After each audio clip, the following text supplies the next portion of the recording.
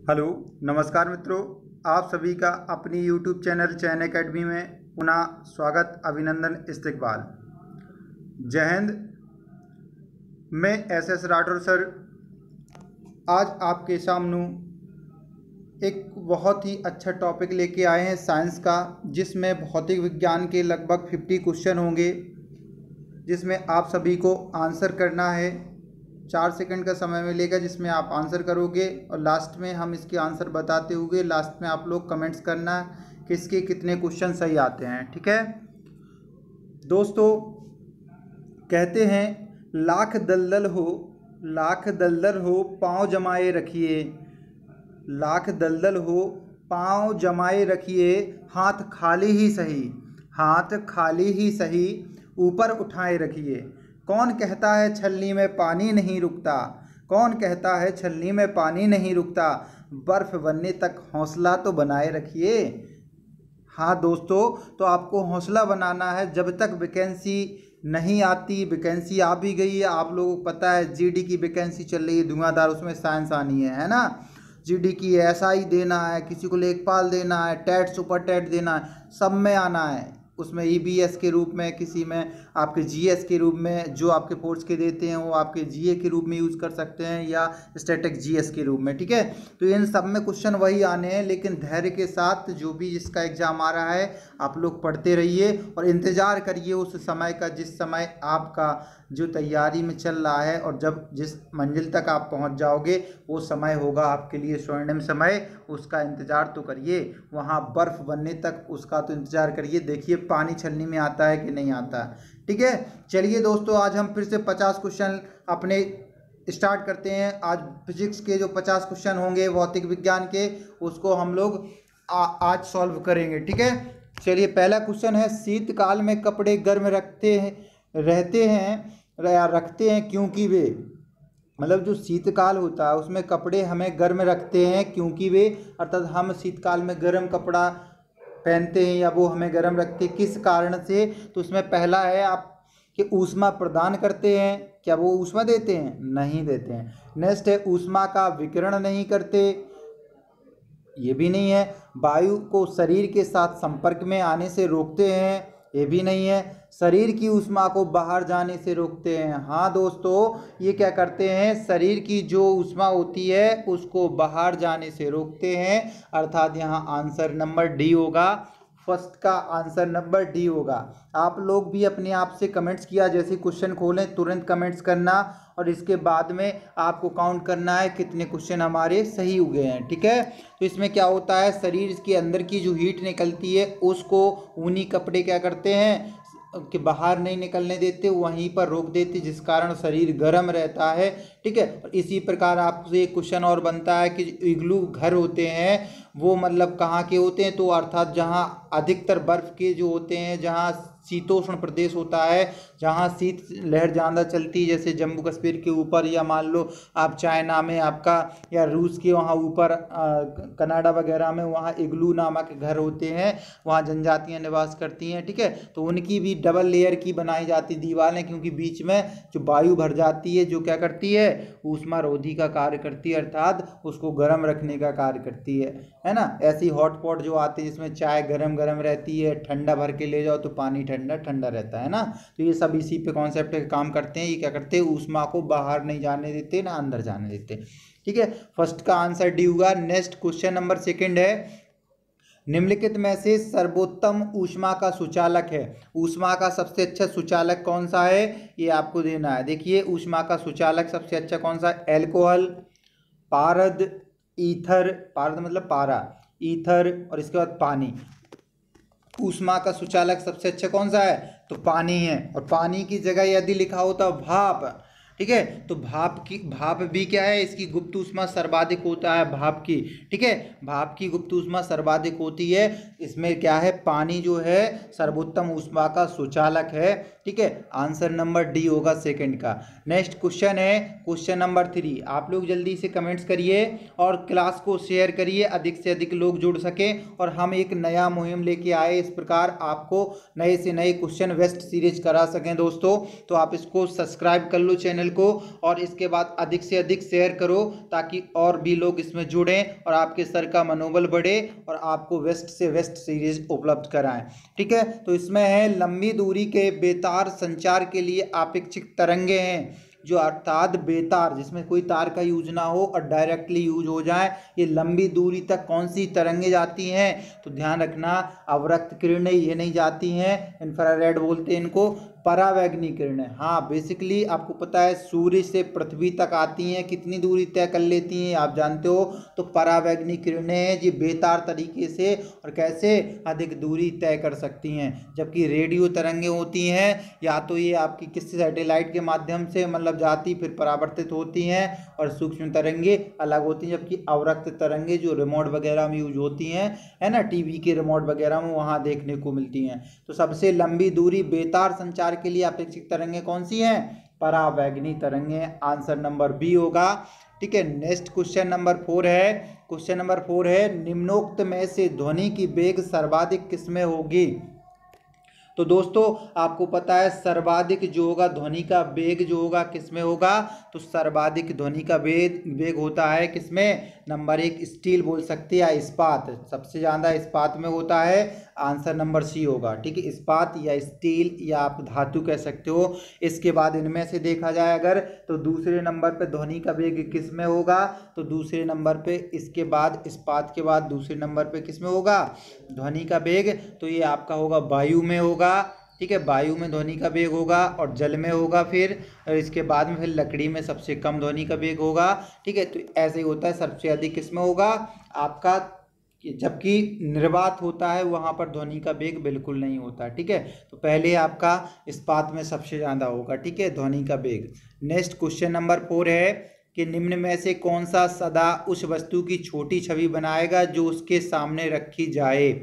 हाँ देखिए, यहाँ दर्पण पूछा गया है कि कौन सा दर्पण जो होगा वो आपका छोटा प्रतिबिंब बनाएगा। ठीक है, छोटा प्रतिबिंब कौन सा दर्पण बनाएगा ये बताया गया है, तो बहुछा, एक नाम शब्द लिखना आप, क्या होता है बहुछा, बहुछा मतलब जो होता है, जो बहुछा मतलब होता है क्या होता है, वास्तविक, उल्टा तथा छोटा। वास्तविक बनाएगा लेकिन उल्टा बनाएगा और छोटा बनाएगा कौन, उत्तल दर्पण। तो अर्थात कह सकते हैं उत्तल बहुछा या उत्तल दर्पण जो वास्तविक प्रतिबिंब बनाता है और कैसा वास्तविक बनाता है, कौन सा उत्तल दर्पण, और छोटा भी बनाता है। ठीक है, उससे छोटा होगा, तो आंसर नंबर बी होगा। ये आपका आंसर नंबर बी है 5 का। ठीक है, जबकि लेंस जो होते हैं अवतल लेंस और उत्तल लेंस, तो अवतल लेंस की प्रवृत्ति जो होती है वो आपकी इस ऐसी होती है, अर्थात ये किनारों पर उभरे हुए होते हैं और यहाँ पर आपके धंसे हुए होते हैं। ठीक है, जबकि यहाँ पर देखा जाए उत्तल जो आपका लेंस होता है ये बीच में उभरा हुआ होता है और किनारों पर ये धंसे हुए होते हैं। ठीक है, तो ये आपका उत्तल लेंस, उत्तल लेंस आपके मोटर गाड़ियों में यूज किया जाता है ना, तो इस अनुसार आप देख सकते हो। तो यहाँ पर आंसर नंबर कौन सा होगा आपका, आंसर नंबर बी होगा 5 का। नेक्स्ट क्वेश्चन नंबर है 6, प्रकाश विद्युत प्रवाह धातु के सतह से किस स्थिति में इलेक्ट्रॉनों के निष्कासन के रूप में व्याख्यायित किया जाता है। तो प्रकाश विद्युत प्रवाह को जो है धातु की सतह के किस स्थिति में इलेक्ट्रॉनों के निष्कासन के रूप में व्याख्यायित किया जाता है, तो इसमें आपका है आंसर नंबर है उपर्युक्त तरंगदैर्ध्य के प्रकाश उस पर गिरते हैं, क्या होते हैं, जो आपके तरंगदैर्ध्य होता है उसके प्रकाश उसी पर गिरेगा तब वो आपका व्याख्यायित होगा, है ना। फोटॉन्स जो होती है उनकी बमबारी की जाती है तरंगदैर्ध्य के माध्यम से, तो आंसर नंबर 6 का सी होगा। ठीक है, नेक्स्ट है क्वेश्चन नंबर 7, इसका जल्दी से आंसर दो कि ऑप्टिक्स फाइबर का प्रयोग कहाँ होता है। देखिए आपको पता ऑप्टिक्स फाइबर है एक कृत्रिम तंतु होता है एक प्रकार का, इसका यूज कहाँ है ये पूछा गया, तो इसका यूज होता है एंडोस्कोपी में, अर्थात जब हम एक ऑपरेशन कर रहे होते हैं डॉक्टर अर्थात एंडोस्कोपी माध्यम से जो आपके यानी कि दूरबीन बोलते हैं, साधारण भाषा में कह सकते हैं दूरबीन के द्वारा ऑपरेशन जो किए जाते हैं उसको एंडोस्कोपी ऑपरेशन बोलते हैं। तो वहीं पर आपके ऑप्टिकल फाइबर डाले जाते हैं जो छेद करके, और उससे हमें पता चलता है अंदर की हम आकृति को देख लेते हैं कंप्यूटर के माध्यम से। ठीक है, तो यहाँ आंसर नंबर डी होगा। ठीक है, 7 का आंसर नंबर डी होगा। नेक्स्ट है क्वेश्चन नंबर 8 है, श्वेत प्रकाश को भिन्न भिन्न रंगों में विभक्त करने के लिए निम्नलिखित में से किसका प्रयोग किया जाता है। तो आपको पता है श्वेत प्रकाश को विभिन्न रंगों में विभक्त करने के लिए किसका करते हैं, तो किसका प्रयोग होता है, एक हम प्रिज्म लेते हैं और प्रिज्म में से क्या श्वेत प्रकाश को जब हम अर्थात यहाँ से प्रकाश की तरंग दैर्ध्य इसमें डालते हैं तो ये 7 रेखाओं में विभक्त हो जाती हैं, है ना। और किस रूप में, इसको विबग्योर के रूप में बोलते हैं, है ना, विबग्योर। ठीक है, तो विबग्योर के रूप में विबग्योर होता है, तो विबग्योर के रूप में इसे हम व्याख्यायित करते हैं। ठीक है, इसकी तरंग दैर्ध्य की देखा जाए तो तरंग दैर्ध्य सबसे कम होती है आपकी वायलेट की, सबसे अधिक रेड की होती है ना तरंग दैर्ध्य, इसकी चाल जो होती है बोलते हैं। तो ठीक, इसके बाद नेक्स्ट क्वेश्चन नंबर, हाँ तो इसका आंसर आपको पता चल गया, प्रिज्म हो गया 8 का। नेक्स्ट क्वेश्चन नंबर 9 है, क्या कह रहा है, प्रकाश का वेग सबसे पहले किसने मापा था। तो प्रकाश का वेग जो है सबसे पहले किसने मापा था, तो प्रकाश का वेग जो है उसकी चाल है जो सबसे पहले रोमर जी ने नापा था। किसने, रोमर ने नापा था प्रकाश का वेग। ठीक है, नेक्स्ट है क्वेश्चन नंबर 10 है, दर्पण विशेष के सामने खड़े होने पर मनुष्य को अपना सिर और शरीर वास्तविक आकार से छोटा दिखाई देता है जबकि टांगें वास्तविक आकार की दिखाई देती हैं। दर्पण के अंशों की शेप कैसी है, मतलब जो एक दर्पण है उसके सामने आप खड़े हो तो उसका जो सामने होने का मनुष्य का अपना सिर और शरीर वास्तविक आकार से छोटा लग रहा जबकि टांगें बड़ी लग रही हैं, तब उस कंडीशन में कैसा होगा, तो उस कंडीशन में होगा वो है कैसा, उत्तल एवं समतल लेंस होगा, क्योंकि उत्तल लेंस छोटा दिखाई दे रहा होगा और समतल तरीके से टांगें बड़ी दिखाई दे रही होंगे। आंसर नंबर सी होगा, क्या होगा, आंसर नंबर सी। छोटा दिख रहा तो उत्तल लेंस छोटी आकृति बना देता है और समतल तरीके में समान टांगें दिखाई दे रही हैं। ठीक है, तो ध्यान रखना।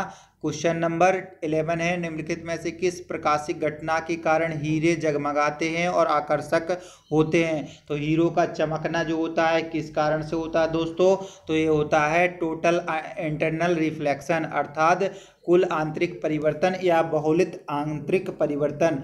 आंसर नंबर बी होगा इसमें। ठीक है, इसी के कारण क्या होता है, हीरे का चमकना होता है, किसके कारण, आपका टोटल इंटरनल आपका रिफ्लेक्शन, कुल आंतरिक परिवर्तन के आधार पर। ठीक है, इसमें होता है हीरे का चमकना, क्योंकि उसमें एक बार प्रकाश जो होता है एंट्री कर जाता है, इसके बाद एक दूसरे की सतह से वहीं से परिवर्तित होता रहता है और अधिक चमकता नजर आता है। ऐसे ही शीशमहल जो होता है वो भी चमकता हुआ ऐसे ही नजर आता है ना।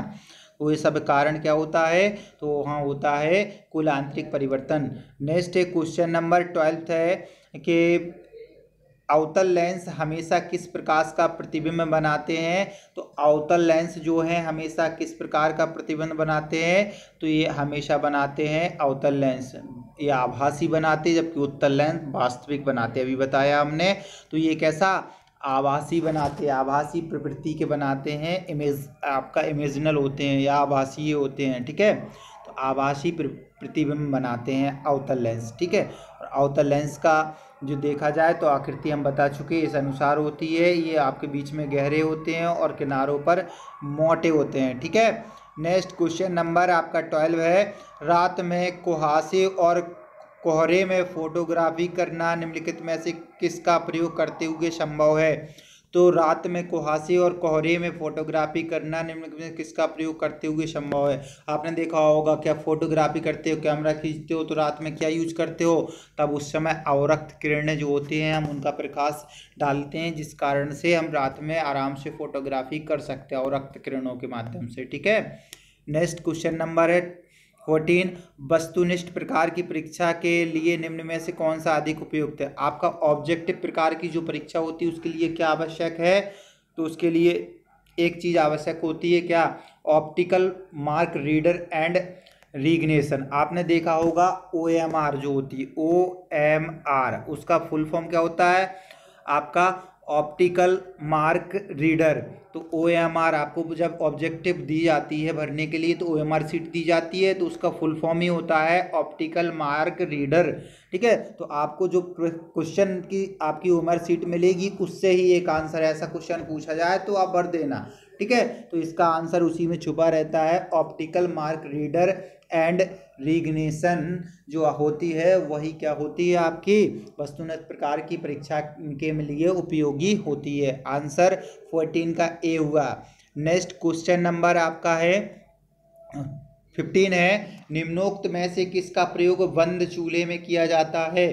तो जो आपका बंद चूल्हे होते हैं किसका प्रयोग करते हैं उस समय, तो उसका होता है आपका सूक्ष्म तरंगें जाती हैं उसमें, किसमें, माइक्रोवेव्स जाती हैं, सूक्ष्म तरंगें, उनका उपयोग करते हैं हम बंद चूल्हे में, क्योंकि बंद चूल्हे में आपका ऑक्सीजन नहीं पहुंच पाती, इसलिए सूक्ष्म तरंगों के माध्यम से उसको जलाते हैं। ठीक है, तो बंद चूल्हे में सूक्ष्म तरंगों। नेक्स्ट क्वेश्चन नंबर 16 है, ध्वनि तरंग में निम्न में से कौन सी घटना घटित नहीं हो सकती। तो ध्वनि तरंग की कुछ विशेषताएं होती हैं, उनमें से कौन सी विशेषता नहीं है। तो देखिए ध्वनि तरंग की पहली विशेषता है विवर्तन। हाँ बिल्कुल सही है, विवर्तन का मतलब होता है, मान लो कि एक मकान है, क्या है, एक मकान है, उस मकान में एक दरवाजा है, ठीक है, या खिड़की है, यदि कोई ध्वनि आती है तो पहले यहाँ दीवार से टकराएगी, फिर घूम के खिड़की में वहाँ अंदर जाएगी, तो इसको क्या बोलते हैं, विवर्तन। मतलब होता है अपनी जगह से जाके फिर मुड़ जाना, फिर मुड़ के ऐसे मुड़ना, फिर अंदर घुसना, ये विवर्तन हो गया। तो विवर्तन की क्रिया ध्वनि तरंगों में होती है, सही है। इसके बाद नेक्स्ट होता है पोलराइजेशन या ध्रुवण। ध्रुवण देखिए ये क्रिया नहीं होती है, पोलराइजेशन की क्रिया नहीं होती है, ध्रुवण की ये प्रकाश में होती है, ध्वनि तरंग में नहीं होती, तो यही आंसर होगा। जबकि परावर्तन बिल्कुल होता है, हमें पता है कि ध्वनि हम चिल्लाते हैं तो एक बिल्डिंग में ध्वनि जाती है बिल्डिंग में, और बड़ी बिल्डिंग से फिर से आपकी आवाज़ वापस आती है ना। जैसे कभी कभी ऐसा देखा जाता है, कई कुत्ते भौंकते हैं और मकान में से आवाज़ दोबारा आती, वो फिर से भौंकते हैं, है ना, तो ऐसा विवर्तन होता है। ऐसे ही व्यतिकरण, तो व्यतिकरण की भी क्रिया होती है, जब आप खटखट की आवाज़ करते हुए जाते तो वहाँ खटखट की आवाज़ आती है, और व्यतिकरण भी होता है। ठीक है, ध्रुवण नहीं होता, पोलराइजेशन यहाँ नहीं होता, ये प्रकाश में होता है। ठीक है, तो आंसर नंबर बी होगा 16 का। नेक्स्ट है क्वेश्चन नंबर 17, तंतु प्रकार के प्रकाश बल्ब में प्रयोग की गई अधिकांश विद्युत शक्ति प्रकट होती है। जो आपके ऑप्टिकल फाइबर के माध्यम से जो बल्ब बनाए जाते हैं, तो उसमें जो होता है प्रयोग की गई अधिकांश विद्युत शक्ति प्रकट होती है। कैसे होती है, तो उसका कारण क्या होता है, उसका कारण होता है दृश्य प्रकाश। दृश्य मतलब दिखाई देना, जब ही तो प्रकाश होता है तो उसको दृश्य प्रकाश बोलते हैं। ठीक है, दृश्य प्रकाश के रूप में। जबकि अवरक्त किरणों का रूप कहाँ देखने को मिलता है, टीवी का रिमोट है ना, एलसीडी वगैरह का। और परावैंगनी किरणें आपको पता ही है सूर्य के प्रकाश में आती हैं, और दीप्ति प्रकाश आपका दीप्ति लाइट में होता है। ठीक है, नेक्स्ट नंबर है क्वेश्चन नंबर 18, ध्वनि नहीं गुजर सकती। आपको पता है ध्वनि सबसे ज़्यादा स्टील में होती है, इसके बाद फिर आपकी जल में भी होती है, और फिर आपके वायु में भी, लेकिन निर्वात में ध्वनि नहीं जाती है, ध्वनि निर्वात में नहीं चल सकती। आंसर नंबर डी है, ध्वनि निर्वात में नहीं चलती है।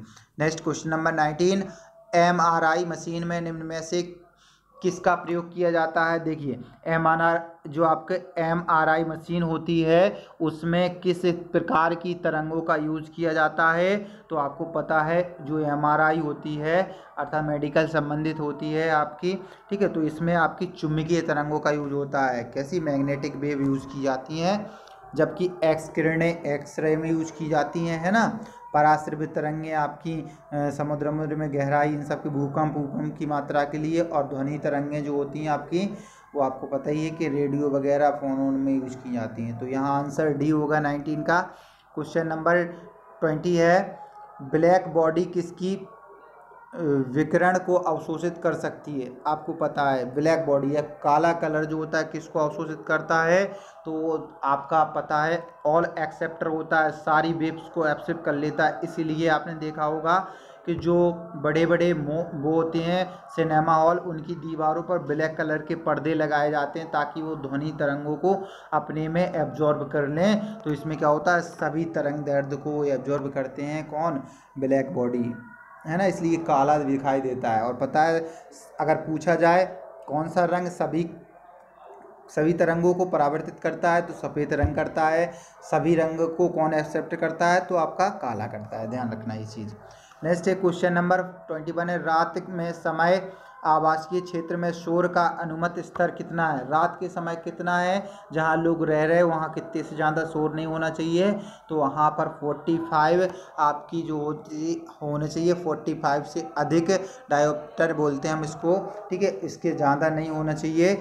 आपका क्या नहीं होना चाहिए, डेबलिन बोलते हैं ना, इसका मात्रक होता है जो डेसिबल बोल देंगे या फिर डेसिबल इसकी फ्रिक्वेंसी होती है, ठीक है। तो डेसिबल से ज़्यादा आपका नहीं होना चाहिए। 41 का ए होगा, 45 20, हाँ 21 का ये, सॉरी 21 का ये आंसर है। 45 डेसिबल से अधिक ध्वनि नहीं होना चाहिए आवासीय क्षेत्र में, ठीक है। नेक्स्ट है क्वेश्चन नंबर 22। किसी मिडी फाइल, देखो मिडी फाइल में अनुदेशों से ध्वनि उत्पन्न करने वाली इलेक्ट्रॉनिक युक्ति होती है, तो कौन होती है इलेक्ट्रॉनिक युक्ति जो आपकी शोर करती है? तो संश्लेषक होती है, ठीक है। क्या होती है? संश्लेषक। किसी मिडी फाइल में अनुदेशों से ध्वनि उत्पन्न करने वाली इलेक्ट्रॉनिक युक्ति को क्या कहते हैं? संश्लेषक कहते हैं उसको, ठीक है। स्पीकर होता है बोलने वाला, है ना, वो आपका प्रतिदर्शित्र होता है दिखाने वाला, वो अलग होता है। नेक्स्ट है क्वेश्चन नंबर 23। भूकंप की तीव्रता मापने के लिए किस पैमाने का प्रयोग किया जाता है? तो भूकंप की तीव्रता जो मापी जाती है किसके द्वारा मापी जाती है? तो ये आपकी रिएक्टर पैमाने पर मापी जाती है। किस पे? रिएक्टर पैमाने पर, या इसको बोलते हैं सीस्मोग्राफी, है ना। सीस्मोग्राफी, इसका ग्राफ जब हम बनाते हैं, इसकी माप करते हैं, उसको सीस्मोग्राफी बोलते हैं, ठीक है। भूकंप की तीव्रता और रिएक्टर पैमाने पर नापते हैं। इसमें पारे का यूज किया जाता है ना, जैसे भूकंप आता है अचानक पारा गिरने लगता है ऊपर से नीचे की ओर, ठीक है। तो इसमें आपका ए होगा। Next question number 24। निम्नलिखित में से वह उपकरण कौन सा है जिसका प्रयोग पवन के बल एवं वेग के मापन के लिए किया जाता है? तो आपको पता है हवा का जो होता है, हवा का वेग या पवन का वेग हम किससे मापते हैं? तो एनेमोमीटर के द्वारा, ठीक है। किसके द्वारा? एनेमोमीटर, ठीक है। अल्टीमीटर से आपको पता है ऊंची नीची घाटियां को मापते हो, ऑडियोमीटर से आप मतलब ऑडियोमीटर से नशा वगैरह नापते हैं, ठीक है। और आमीटर से आपकी आमीटर उसमें यूज किया जाता है। किसमें किया जाता है? आमीटर, हाँ, उसके लिए यूज होता है गाड़ियों के आपकी जो मीटरिंग होती है उसके लिए, ठीक है। तो एनीमोमीटर जो होता है वो किसके लिए? हवा का वेग या हवा की चाल या गति को मापने के लिए यूज करते हैं, ठीक है। दोस्तों आपको जल्दी जल्दी देखो 25 क्वेश्चन हो गए हैं, जल्दी से और शेयर करिए और लोग जुड़ जाएं इस चैनल से, ठीक है। नेक्स्ट क्वेश्चन 25 नंबर है।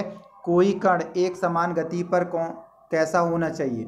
मतलब कोई कण है वो एक समान गति से जा रहा है, तब कैसा होना चाहिए?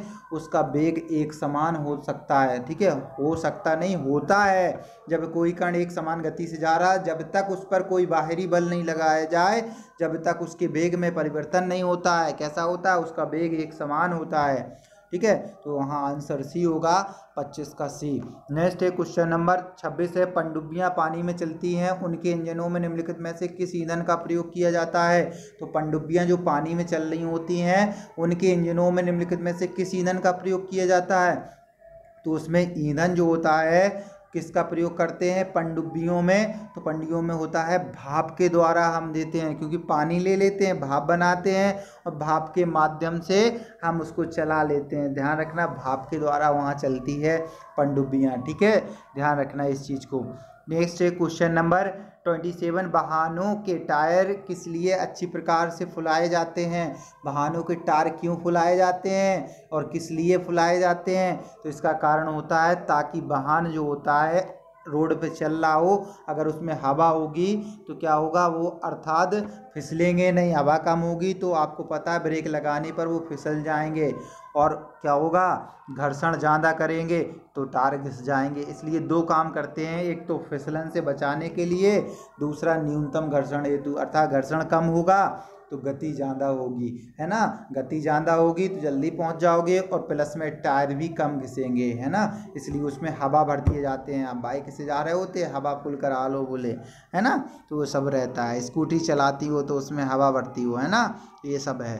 नेक्स्ट एक क्वेश्चन नंबर 28 है। वाहनों में स्नेहक तेल का प्रयोग किया जाता है, अर्थात जो वाहन होते हैं उसमें लुब्रिकेंट का जो यूज़ करते हैं, क्यों करते हैं? अर्थात उसके टायर की जहाँ रिंगें लगी रहती हैं, घूमने वाला पहिया होता है, वहाँ पर लुब्रिकेंट लगाते स्नेहक। जैसे कि क्या लगाते हो आप? उसमें लगा देते हो बोले ग्रीसिंग करा दी, है ना, तो ग्रीसिंग कराते हो तो उसमें ग्रीसिंग वगैरह किसके लिए? तो क्या करता है? घर्षण कम करने के लिए लुब्रिकेंट का यूज होता है, घर्षण कम हो जाए, है ना।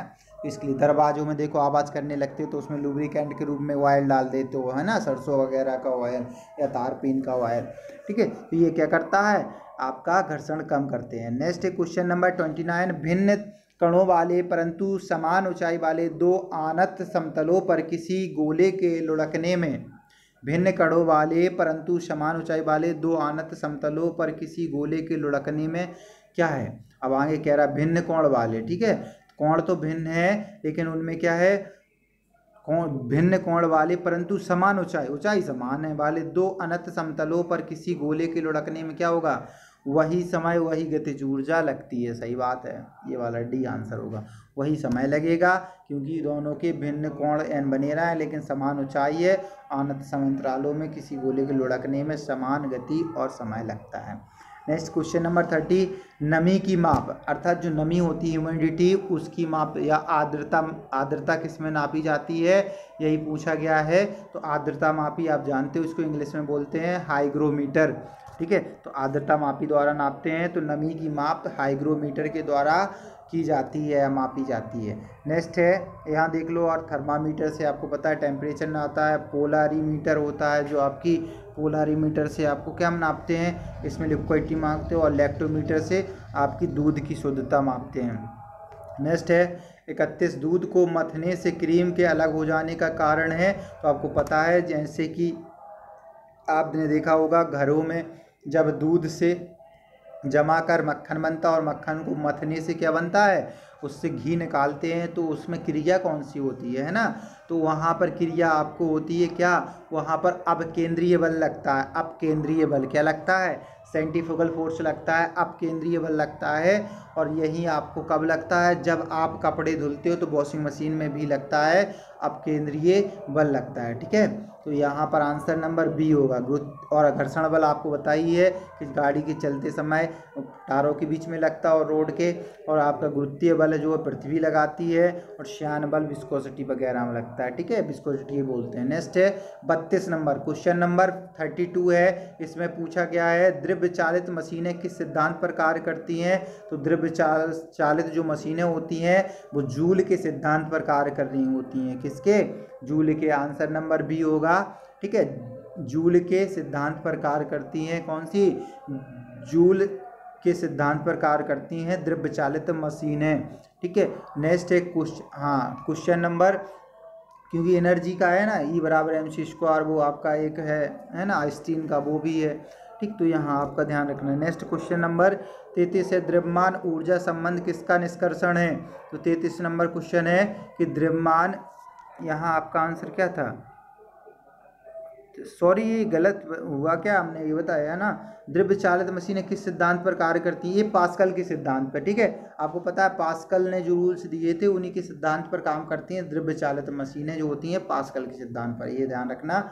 यहाँ 32 का सी होगा, ठीक है दोस्तों। तो यहाँ आप ध्यान देना, मिस्टेक हो गई थी तो इसमें ध्यान देना, पास्कल सिद्धांत, ठीक है, पास्कल सिद्धांत के आधार पर काम करती है। नेक्स्ट है द्रव्यमान ऊर्जा संबंध किसका निष्कर्षक है। जो द्रव्यमान ऊर्जा संबंध अभी हमने बताया वो किससे संबंधित है, तो वो है सापेक्षता का सिद्धांत है, उसी के लिए दिया गया था द्रव्यमान ऊर्जा संबंध, सापेक्षता के सिद्धांत से संबंधित है। नेक्स्ट है क्वेश्चन नंबर 34 है, निम्नलिखित में से केवल अदिश राशि चुनिए। देखो आपको पता है अदिश राशि कौन सी है, तो आपको ध्यान रखना है कौन सी अदिश राशि है इनमें से, तो ऊर्जा एक अदिश राशि है। यहाँ आप याद कर सकते हो क्या, वित्त, एक शब्द याद रखना, वित्त वे सब, वित्त वे सब आदिश हैं, आदिश हैं। यहाँ से आपको मिल जाएंगी, मतलब अदिश राशियाँ हैं, वित्त वे सब, यहाँ असदिश हैं, यहाँ लगा लेना असदिश हैं। यहाँ पर एक यहाँ लिखना वित्त वे सब असदिश हैं,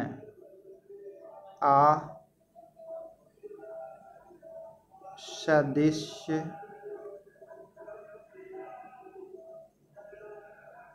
सदिश हैं, ठीक है। ऐसा, इससे क्या हो जाएगा, वित्त मतलब होता है आपका विस्थापन, त्वरण, वेग, संवेग, बल, ठीक है। और आपका आघूर्ण, ये सब क्या होते हैं, ये सब सदस्य होते हैं। और बाकी इसके बाद जो बचा होता है वे सब अदृश्य होते हैं। तो इसमें देखो संवेग आ रहा है, बल आ रहा है, आघूर्ण आ रहा है, ऊर्जा क्या है, ये अदृश्य प्रकार की राशि है। ऐसे याद कर लेना इसको, ये मैंने छोटी सी ट्रिक बना रखी है। ठीक है। नेक्स्ट है क्वेश्चन नंबर 35। वायुमंडलीय हवा पृथ्वी पर रखी जाती है कैसे, मतलब रखी जाती क्या है, उस पर पाई जाती है, मतलब इसको और अंतरिक्ष में क्यों नहीं पहुंचती है वायुमंडलीय हवा, और भी बाहर जा सकती है तो क्यों नहीं जाती है, तो इसका कारण क्या है, यही पूछा गया है। तो इसका कारण है ग्रेविटी या गुरुत्वीय त्वरण के कारण जो वायु है वो पृथ्वी के नज़दीक रहती है और आपकी एग्जोस्फीयर में नहीं जाती है। ठीक है। तो नेक्स्ट है क्वेश्चन नंबर 36 है, सिलिकॉन क्या है, तो आपको पता है सिलिकॉन क्या है, तो सिलिकॉन एक प्रकार का अर्धचालक होता है और इसका यूज मोस्टली कहाँ करते हैं, तो चिप बनती, सिम बनती, मोबाइल है, टीवी है, इन सब में वो मोस्टली यूज होता है। और आपको ध्यान देना, एक क्वेश्चन बनता है कि सिलिकॉन वैली किसे कहते हैं, सिलिकॉन वैली किसे कहते हैं, तो बेंगलुरु को, अर्थात बेंगलुरु को क्या बोलते हैं, सिलिकॉन वैली, या मतलब सिलिकॉन की घाटी बेंगलोर को बोला जाता है। वहाँ बेंगलोर को सिलिकॉन सिटी भी कहते हैं। ठीक है, वहीं पर है आपकी। ठीक। नेक्स्ट है क्वेश्चन नंबर 37 है, प्रवर्तकों में ऋणात्मक पुनर्भरण है, तो ऋणात्मक पुनर्भरण किस में होता है, तो बेड की चौड़ाई को बढ़ाता है और शोर को घटाता है। ठीक है, अर्थात जो होते हैं प्रवर्तकों में ऋणात्मक पुनर्भरण क्या है, तो ये करते हैं बैंड जो होता है की चौड़ाई को बढ़ा देता है। सही है, जो बैंड है फ्रिक्वेंसी की वो बढ़ा देता है और शोर को घटाता है, शोर को कम कर देता है, ये अर्थात प्रवर्तकों में ऋणात्मक प्रभरण होता है। ठीक है। नेक्स्ट है क्वेश्चन नंबर 38, एक फ्यूज तार में मुख्य रूप से क्या होना चाहिए, जो फ्यूज तार हो उसकी क्या विशेषता आवश्यक है, तो उसका जो होता है गलनांक कम होना चाहिए, जबकि प्रतिरोध जो होना चाहिए उच्च होना चाहिए। अल्प गलनांक एवं उच्च प्रतिरोध, क्योंकि गलनांक कम क्यों होना चाहिए, क्योंकि उससे थोड़ा भी ज़्यादा पावर की बिजली निकल रही तो वो जल्दी से टूट जाए, ताकि आगे का सारा सिस्टम फूकने से बच जाए, है ना, नहीं तो जल जाएगा आगे। इसलिए इसका गलनांक निम्न होना चाहिए, लेकिन प्रतिरोध अर्थात उसको रोकने की क्षमता है ज़्यादा होना चाहिए, ताकि वो रोके और उससे पहले ही गिर जाए और अधिक आपकी जो है लॉस ना हो, है ना। तो नेक्स्ट है क्वेश्चन नंबर 39, सेकंड के लोलक की काल अवधि कितनी होती है, तो जो सेकंड का लोलक होता है उसकी काल अवधि कितनी होती है, तो यहाँ ध्यान देना 1 सेकंड नहीं लगा देना, यहाँ होता है 2 सेकंड। कितनी होती है, 2 सेकंड। जैसे आपने देखा होगा लोलक है, ऐसा लोलक क्या है, ऐसा लटका हुआ है और ये चलता है ना, ऐसे घूमेगा, एक बार ऐसे घूमेगा, है ना, ऐसे ऐसे घूमता है, तो इसका 2 सेकंड अर्थात 1 सेकंड यहाँ जाएगा, फिर आएगा, फिर 1 सेकंड यहाँ जाएगा, तो यहाँ 1 और 1 कितना होगा, 2 सेकंड, तो इसका 2 सेकंड आंसर होगा। 39 का कितना होगा, 2 सेकंड। नेक्स्ट है क्वेश्चन नंबर 40 है, गैल्वेनाइज्ड लोहा बनाने के लोहे पर किसका लेप चढ़ाया जाता है, अर्थात कह सकते हैं गैल्वेनाइजेशन जो क्रिया करते हैं उसमें किसका लेप चढ़ाया जाता है, तो अर्थात देखो जंग से बचाने के लिए गैल्वेनाइजेशन क्रिया की जाती है लोहे पर, और उसमें यूज किसका किया जाता है, तो उसमें यूज किया जाता है जिंक का लेप इस पर चढ़ाया जाता है, आंसर ही होगा। ठीक है, जिंक का लेप इसमें चढ़ाया जाता है। नेक्स्ट है क्वेश्चन नंबर 41, विकास के क्षेत्र में अग्रणी उद्योगों यथा इलेक्ट्रॉनिक्स तथा जैव प्रौद्योगिकी को निम्नलिखित में से क्या कहा जाता है, तो जैव प्रौद्योगिकी और इनको क्या कहते हैं, तो इसको बोला जाता है सनराइजर उद्योग। क्या बोलते हैं, सनराइजर उद्योग। विकास के क्षेत्र में अग्रणी उद्योगों या इलेक्ट्रॉनिक्स तथा जैव प्रौद्योगिकी को निम्नलिखित में से क्या कहते हैं, तो बायोडाइवर्सिटी और इलेक्ट्रिसिटी को बढ़ाने के लिए क्या बोलते हैं, सनराइजर उद्योग बोलते हैं हम। ठीक है। नेक्स्ट है क्वेश्चन नंबर 42, निम्नलिखित में से वह धातु कौन सी है जो पानी को अत्यधिक प्रदूषित करती है, तो आपको पता है पानी में सबसे ज़्यादा प्रदूषण होता है आर्सेनिक से, आर्सेनिक के कारण होता है। और आपको पता है जापान में एक बार यही एक झील में हो गया था, ठीक है, और उस झीले में के कारण वहाँ पर आपकी एक डिसीज क्रिएट हो गई थी, है ना, इटाइटाइड डिसीज हो गई थी, और ये इसी संबंधित है आर्सेनिक की, अगर पानी के द्वारा चला जाए तो इटाइटाइड नामक डिसीज हो जाती है। ठीक है।